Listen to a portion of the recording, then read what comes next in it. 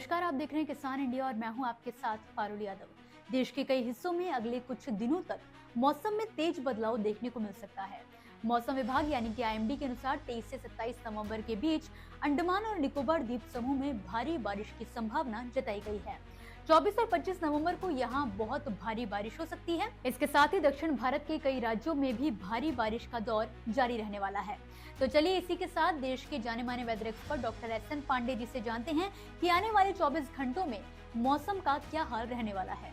Malacca strait और उससे सटे दक्षिण अंडमान सागर के ऊपर आज एक निम्न दबाव का क्षेत्र बना है। इसके 24 नवंबर के आसपास दक्षिण पश्चिम बंगाल की खाड़ी के ऊपर आबदाब के रूप में बदलने की संभावना है। अंडमान और निकोबार द्वीप समूह में आज से और 27 नवंबर के बीच भारी वर्षा की संभावना है। इसी तरह तमिलनाडु में आज से लेकर 25 नवंबर तक भारी बारिश की संभावना है। केरल और माहे में आज से लेकर 26 तक बारिश की संभावना है।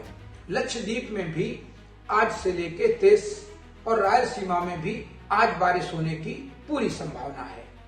मैं आपको बता दूं, एक तूफान जिसका नाम है थियानवुड एक तूफान बन रहा है जो भारत से अभी काफी दूरी पर है और धीमी गति से ये आगे बढ़ भी रहा है। इसका असर आगे आने वाले दिनों में भारत के कई स्टेट प्रदेशों में पड़ने की पूरी संभावना है।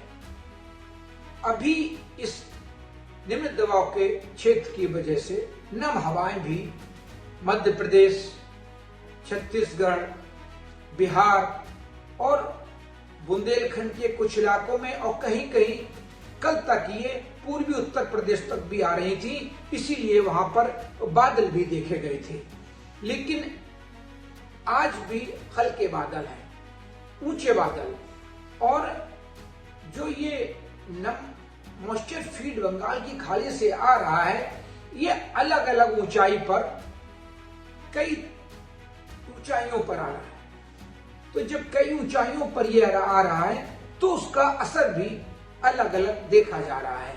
फिलहाल अभी दक्षिण भारत में, क्योंकि वो तूफान अभी बहुत दूर है, तो दक्षिण भारत में मानसून, जो नॉर्थ ईस्ट मानसून होता है, वो एक्टिव है। उसकी वजह से जो हम अभी पहले बताया उन सब जगह बारिश होने की संभावना अगले 3 से 4 दिन तक बनी रहेगी। जो थियानवुड नाम का तूफान है, इसका असर क्योंकि बहुत धीमी गति से आगे बढ़ रहा है, आगे आने वाले दिनों में अगर उत्तर भारत पर इसका असर थोड़ा बहुत भी आता है तो वो नवंबर लास्ट में आने की संभावना है। इसके अलावा बात करें उत्तर भारत की, तो राजधानी दिल्ली में प्रदूषण की परेशानी कम होने का नाम नहीं ले रही। शनिवार और रविवार को भी दिल्ली की हवा बेहद खराब श्रेणी में दर्ज की गई।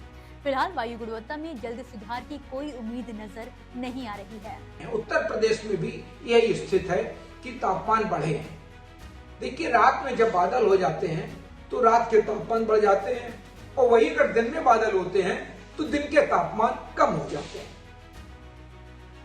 तो और बाकी उत्तर भारत में हमारा जम्मू कश्मीर से लेके हिमाचल, उत्तराखंड, पंजाब, चंडीगढ़, हरियाणा, राजस्थान, राष्ट्रीय राजधानी क्षेत्र, उत्तर प्रदेश, बिहार, ये सब अभी शुष्क रहने वाले हैं, बिल्कुल शुष्क बने रहेंगे।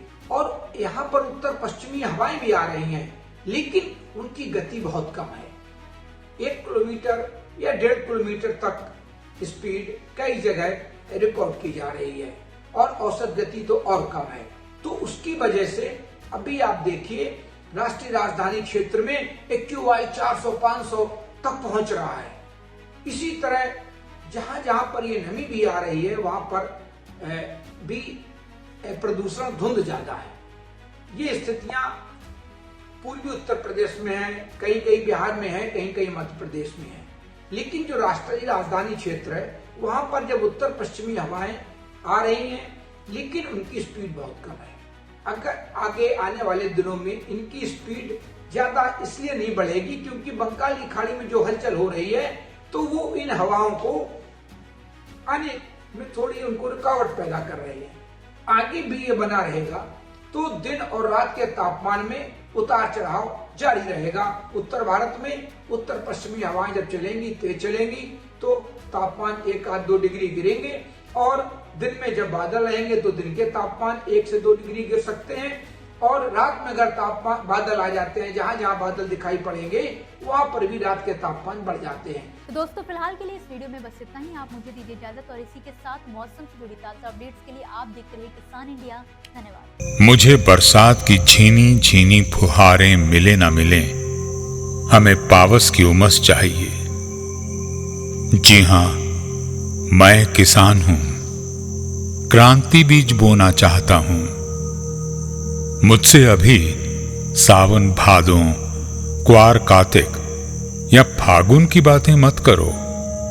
मैं आषाढ़ की पहली बारिश में भीगकर ठहरी हवा में उमस से आकुल व्याकुल होना चाहता हूं।